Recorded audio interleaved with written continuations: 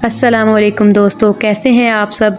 उम्मीद करती हूँ आप सब खैर खैरियत से होंगे। सबसे पहले तो आप लोगों का बहुत शुक्रिया जो आप लोगों ने मुझे इतना सपोर्ट किया। मुझे बहुत सारे लोगों के कमेंट्स थे कि प्लीज़ आप हमें बोलकर बताया करें, हमें इस तरह से समझ नहीं आती, आप वॉइस ओवर कर दिया करें। तो यहाँ पर मैं अपनी वॉइस ओवर वीडियो के साथ हाजिर हूँ। तो चलते हैं अपनी वीडियो की तरफ।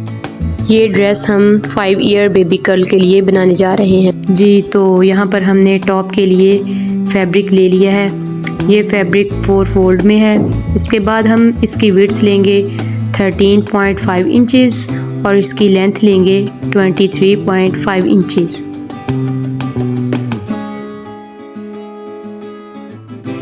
ओपन वाली साइड से हम आर्म होल के लिए विड्थ रखेंगे 3 इंचेस और आर्म होल की जो लेंथ है हमारे पास वो 5.5 इंचेस होगी।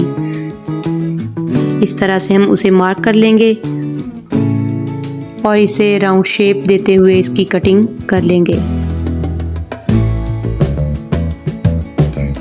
इसके बाद इसकी तहों को खोलेंगे हम और इसे इस तरह से खोलकर रख देंगे।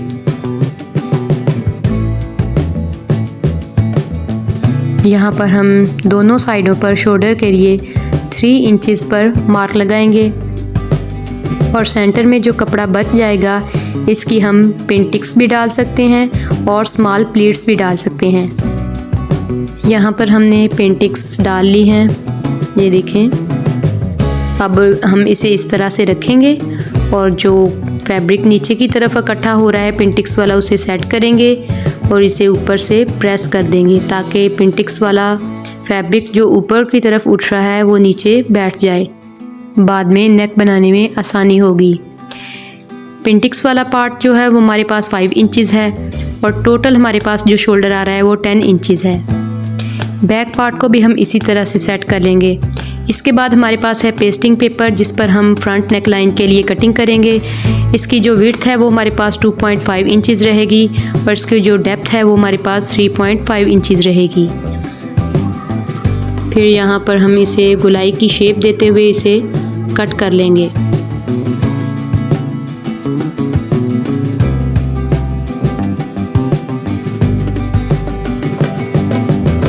ये हमारे पास नेक की कटिंग आ चुकी है।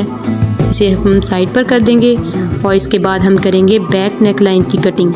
इसके लिए हम विड्थ लेंगे 2.5 इंचेस और इसकी डेप्थ हमारे पास रहेगी 1.5 इंचेस।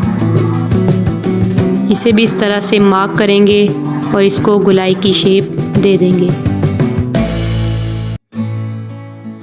इसके बाद हम बटन स्ट्रिप के लिए लेंगे 3.5 इंचेस। इसे आप ज़्यादा भी कर सकते हैं अपने बेबी के हेड के मुताबिक। यहाँ पर हम इसे इस तरह से मार्क कर लेंगे और इसकी भी कटिंग कर लेंगे।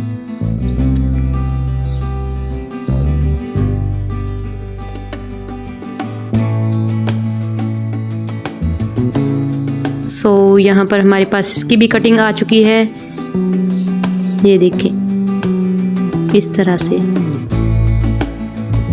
इसके बाद हम फ्रंट वाला पार्ट ले लेंगे और इस तरह से अच्छी तरह से सेट करके और हम नेक को सेंटर में रख के आयरन से पेस्ट कर देंगे। याद रहे शोल्डर्स दोनों साइडों से एक जैसे होने चाहिए। इसे अच्छी तरह से पेस्ट कर लेंगे ताकि ये बाद में रिमूव ना हो।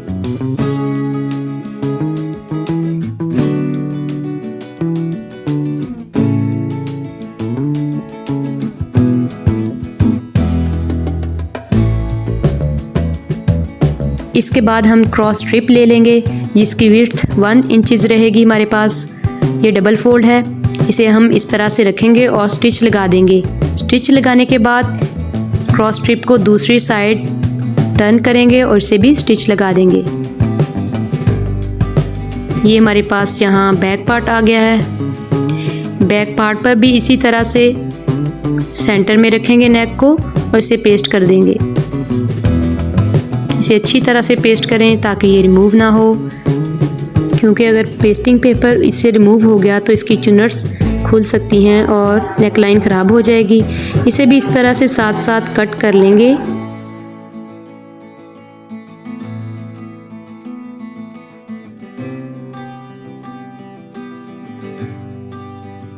फिर सेंटर में भी कट लगा देंगे। हुक स्ट्रिप के नीचे लगाने के लिए फैब्रिक हमने कट कर लिया है। इसे सीधी साइड में इस तरह से इसके ऊपर रखेंगे और इसे स्टिच लगा देंगे। एक्स्ट्रा फैब्रिक को दूसरी तरफ टर्न ऑफ करेंगे और उसे स्टिच कर लेंगे। उसके बाद हमने यहाँ पर क्रॉस स्ट्रिप लेनी है, इसे उल्टी साइड में रखना है, स्टिच लगाना है और इसे सीधी साइड टर्न ऑफ करके इसको इसकी तरफ मोड़ना है, मोड़कर स्टिच लगा देंगे। यहाँ पर हमारे पास बैक नेक लाइन रेडी हो चुकी है, ये देखें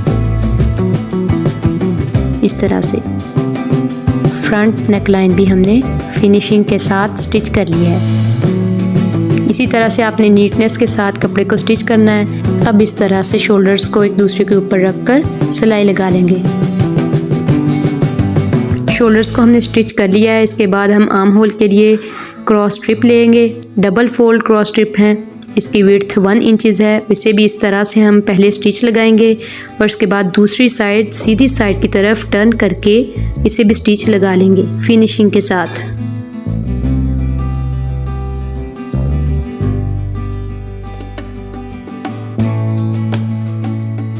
यहाँ पर हमने आर्म होल में भी क्रॉस स्ट्रिप अटैच कर ली हैं। अब यहाँ पर हमने इसे टर्न कर लिया है। कपड़े को अच्छी तरह से बराबर करना है, कहीं से ऊपर नीचे ना हो। यहाँ पर मैंने तैयार आर्म होल लिया है 6 इंचेस। आप अपनी बेबी के अकॉर्डिंग भी ले सकते हैं। इस तरह से हम यहाँ से फिटिंग की सिलाई लगाएंगे। दूसरी साइड में भी इस तरह से करेंगे, कपड़े को बराबर करके फिटिंग के लिए सिलाई लगा देंगे। इसके बाद हम नीचे से जो घेर है उसे तकरीबन 1 इंच फोल्ड करेंगे और उसे सिलाई लगा देंगे।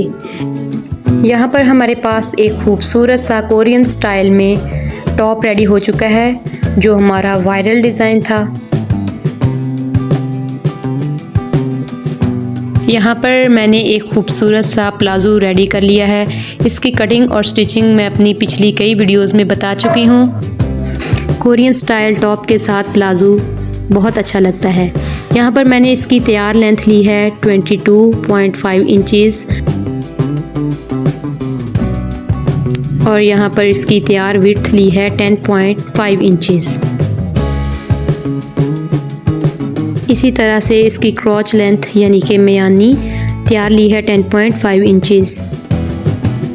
इसी तरह से मैंने यहाँ पर इसका बॉटम यानी कि पांचा 9.5 इंचेस लिया है, लेकिन आप इसकी लेंथ को बढ़ा भी सकते हैं। जी, तो उम्मीद करती हूँ कि आपको ये मेरा कोरियन स्टाइल में टॉप विद प्लाजो बहुत पसंद आया होगा। इसी तरह से आप मुझे सपोर्ट करते रहें। मेरे चैनल को लाइक करें, शेयर करें एंड सब्सक्राइब करें। मैं पूरी कोशिश करूँगी कि आपके लिए और भी बहुत से खूबसूरत डिज़ाइन में इजी ट्यूटोरियल लेकर आती रहूँ। यहाँ पर मुझे दीजिए इजाज़त। मिलते हैं नेक्स्ट वीडियो में। खुश रहें, आबाद रहें, दुआओं में याद रखें। अल्लाह हाफिज़।